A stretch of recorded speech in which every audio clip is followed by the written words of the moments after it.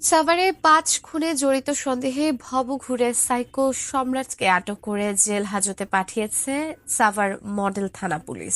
বিস্তারিত ব্রিফিং করছেন সাভার মডেল থানা পুলিশ। বিস্তারিত জানতে আমরা সরাসরি যুক্ত হচ্ছি সেখানে।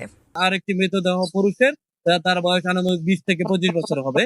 এই মৃতদেহ দুটিও আমরা পুরো অবস্থা গত 4/7/2025 খ্রিস্টাব্দ তারিখে আমরা মডেল মসজিদের সামনে একজন বৃদ্ধার মৃতদেহ পাই। আমরা প্রাথমিকভাবে ধারণা করেছিলাম হয়তো বৃদ্ধ বয়সে 65 বছর বয়সী বৃদ্ধ ছিল, উনি হয়তো বার্ধক্যজনিত কারণে মৃত্যুবরণ করেছেন। আমরা এভাবেই একটি অপমৃত্যু মামলা রুজু করি, কিন্তু পরবর্তীতে দেখা যায় যে আমাদের যখন পোস্টমর্টম রিপোর্ট আসে দেখা যায় তাকে শ্বাসরোধ করে হত্যা করা হয়েছে। এই ঘটনার আলোকেই আমরা পরবর্তীতে একটা সাভার মডেল থানায় মামলা রুজু হয়। এই পুরো 6টি ঘটনায় আমাদের সাভার মডেল থানায় 6টি মামলা রুজু করা হয়েছে।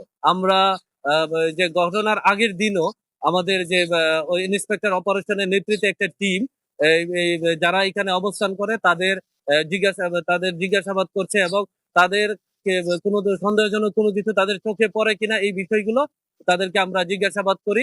এবং এই জিজ্ঞাসাবাদ করার পরেও তারা বলেছে যে না, এই ধরনের কোনো কিছু তাদের চোখে লক্ষ্য করেনি।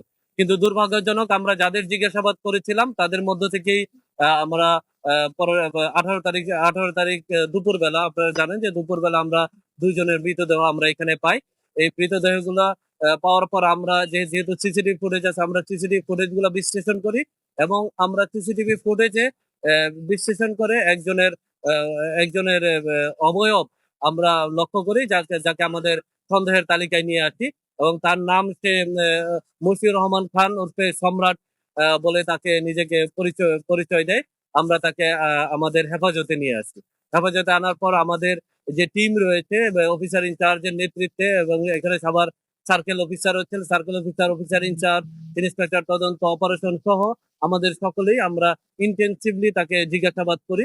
জিজ্ঞাসাবাদের এক পর্যায়ে এসে আমাদের কাছে প্রাথমিকভাবে স্বীকার করে যে না, এই 6টি ঘটনার সাথেই